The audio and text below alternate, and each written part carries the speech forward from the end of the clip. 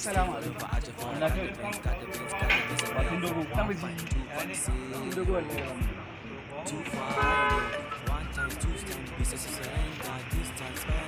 ‘Yan mata kike da malam, haka ake zama na fefin naka?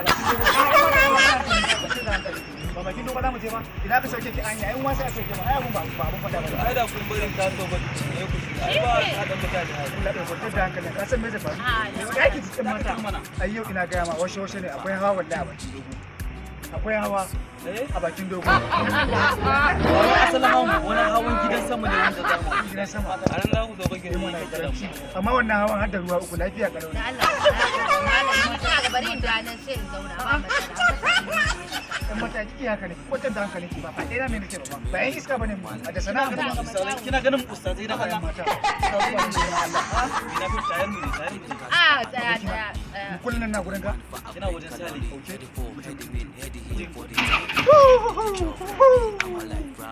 Namiji!